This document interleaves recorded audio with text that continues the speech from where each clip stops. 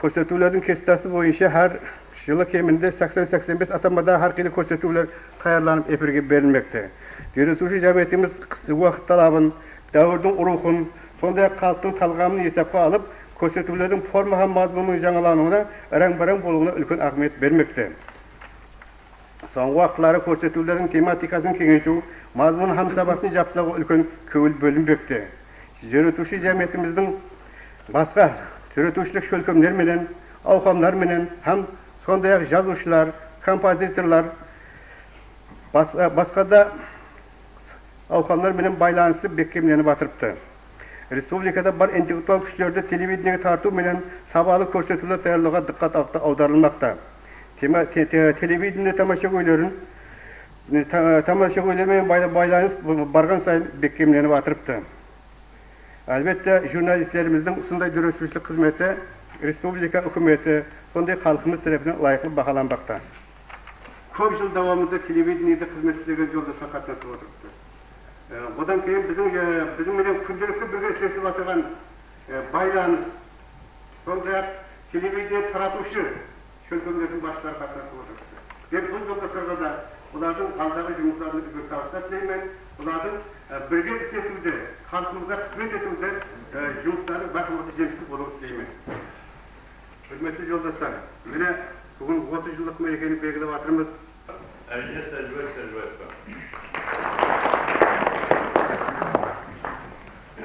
Cevap veriligi sondan ibarat, biz mine usunday ko'p bir vazifani mo'ynimizga olganmiz. Bunun hurmatligi sondan ibarat, bu har bir uyning kengashchisi, aqli har bir uyning savodini ochib o'tirgan bilim bo'lag'isi bo'ladi. Shunaqada mine sizlarning bugungi Torqalık quvonchli kuningizni bildirsak, sizlarga biz umid ettirdik. Bundan da televideniyaning eshituvlarining, ko'rsatuvlarining mazmunun, ta'sirlarini orttirish bag'darida usib o'tirgan keldik. Mana aqsaxollarning ulkan yo'llarini bosib, ularning ismini loyiqli bo'lib maqsadida o'zi kuch жұмсап ayamay usib bag'darda bizim prezidentimizden Nijoxaga kenges juda bir murakkab sharoitda mehnat qiladi va televideniya xodimlaridan boshqa sohalarga nisbatan juda chuqur bilim va tezkorlikni talab qiluvchi soha.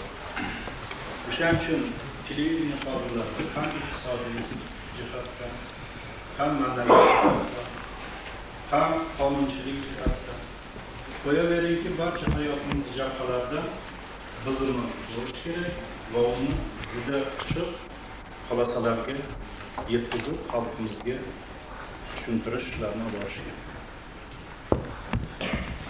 Бибикача, Утиньязова тогда, Светлана Шапошникова. Первые титры были сделаны художниками. Это Кадырбай Саипов, помните, да? И Толстого. Первый титр надо было сохранить. Первые телеоператоры были Расулат Бегиев, Куплин, Назаров. Осветитель Бегиев. Тут это был первый состав, я не имею в виду сейчас, первый состав, который делал первую передачу. Первую передачу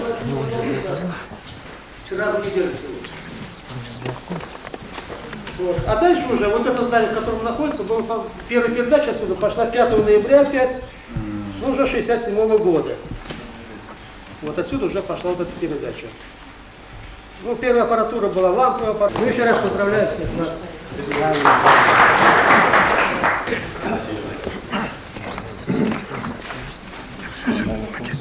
Oyuncu orundaşları Nevva Akbeyit'tir.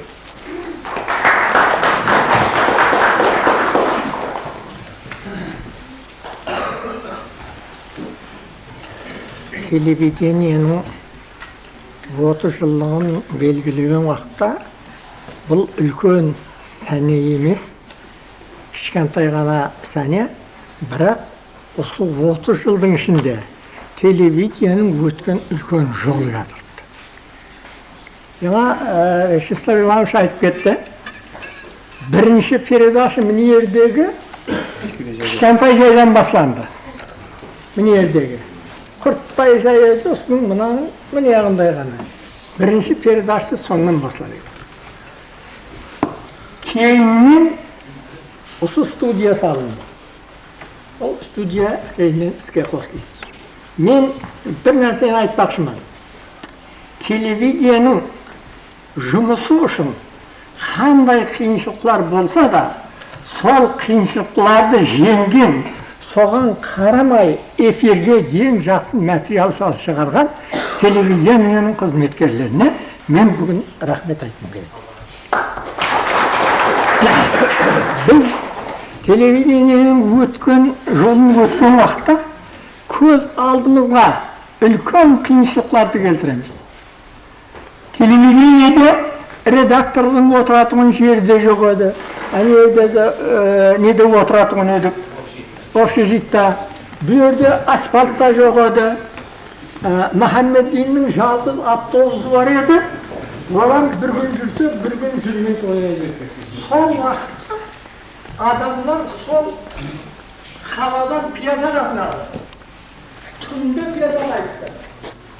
Міне бұл олардың ынтасы, шын берілгендігі, шын телевидениені хабарламауға қосып үлес берді. Мен бүгін сол студияның ішін араладым. Қал уақыттан бері көрген жоғары. Просто қуанасың. Үлкен қуаныш сезімі пайда етеді. Менің тілегім телевидениенің қызметкерлері алған жолынан қайтпасын. Дұры сол жолды пропагандаласын, сол жолды ақырына дейін жеткесін. Сіздердің істеген ниетіңіз көрінеді. Бүгін әммеңіз сол өткен жолыңызды көз алдыңызға елестетіп, соның қуанышын көріп отырсыз. Жүрген қызерді. Біздерді институтта мен уақытта 2-ші курста оқитын институтта марқұм Мырзияға группаларды аралап жүріп, кәрмен қыздарды сүріп, бірі-бірі автобусқа қолынан жетекіліп мінгізіп, әкетіп, суретпен түсіріп, пробада көрдік. 3 автобус қыз. Сол уақытта Бейбітқатша жүрген екен. Бейбітқатша детский передачаларға қатынасып жүрген кішкентай 8-ші класстың қызы. Кейін біздер ең бірінші передачаны Светлана Шапошникова мен екеуміз 5 ноябрь күні аштық. Бірақ Бейбітқатша барлық передачаларға қатынасып жүріп, әттеке енді сол уақытта істеген адамдардың ядында башыға Бейбітқатша 1 жылға ешкім айлық алмай істеді. Кішкентай ғанамыз күніменен 7 күн түйіншікке түйіп, астымен пиядалап келе береді. 1 жылға ешкім айлық алмай, сондай жасынан бастап жүдә телевидениеға, дикторлық жұмысқа жүдә қызыққан. Еліге шыққан енді білемін, әзір белгілі диктор болды, мен жүдә қуанып, қарап, тілектес болып отырамын. Адамдар айтатығын еді, Бейбітқатша Өтениязова сенің сіңлің емес пе деп, бірақ біздер тек фамилиямыз біледі, сіңлім емес еді. Бұлайынша енді ұлыма жұмыс бойынша, творчествосы бойынша сіңлім. Міне телевидение қазір тұрмыстың сол уақытларында бұндай передачалар азырақлау еді, мүмкіншілік аз еді. Қазір енді түрлі передачалар көбейіп атыпты. Барып, мінеге ауыл қожалығында міне Оғылжан сондай жақсы передачаларды шөлкемлестіріп, пақтатыздарды аралап жүреді. Соны жүдә әммен жақсы көріп тұрмайды. Қандай жақсы передачалар болып атыпты. Барлық емелейлер, барлық түрлі сәнеге әммесінде телевидение ең бірінші соны сәулелендіріп атыпты. Екіншіден менің қазір тілегім телевидение және қазір жақсы шайырлардың қосып топларларын, таза шығармаларын ұлыма ұшыратып жыдақ дейін. Сондай мінеке Көстан Ахметовна бар екен, Кеңесбай бар екен, барлық шайырлардың елі печатларда сәулеленбеген газет, информация басқа кітапларда шықпаған қосықларынан ең бірінші біздер телевидениеден естіп тұрғаймыз деп тілек білдіремін. Сергей Владимир деген Қарақалпақстан телесентрі дүние жаңағы соревнованияда 3-ші орын біздің технический творчество бойынша распределение бойынша союзда 3-ші орынға алғанбыз. Бізде сондай жақсы қызметкерлер бар, инженерлер бар, сол технический инженерлерге күш-қуат, денсаулық, енді 40 жылдық байрам, 50 жылдық байрамдарын үлкен табыстармен күтіп ала береді. Жер алматы байрамдарымыз құтты болсын.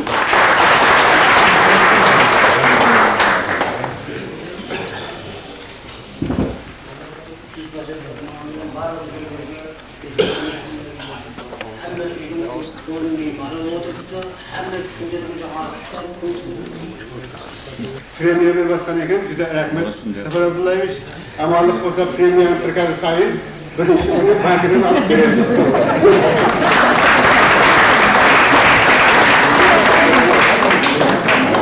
Respublikası Yukarı Kenesi,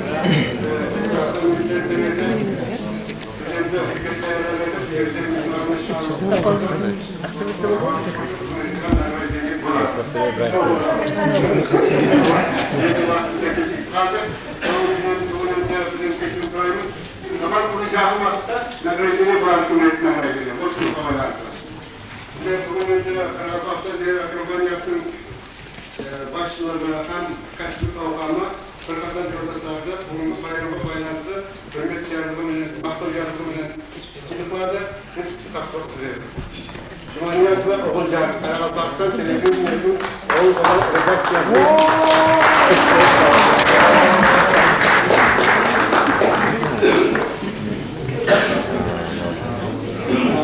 Karabağ'dan televizyonun gittire Murat Koca'nın.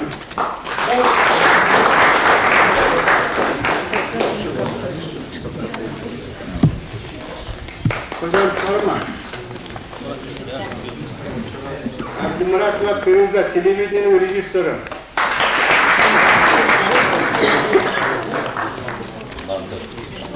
Hocam Murat'ın Jolmur'da rejisör.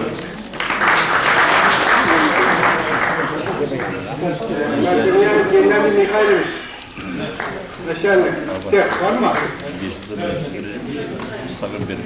Hocam Joldaşbay. Dünyanın Mikhailovich.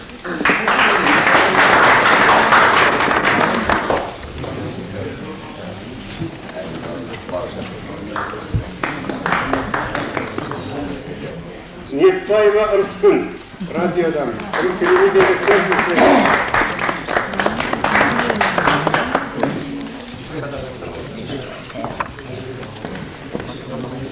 Zarimdek Nakıt, orkestrede var mı?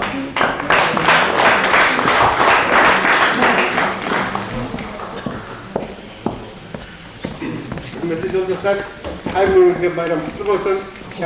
Her birinizde beklediğinizi alıp ülkün borçlar tavsiye edin.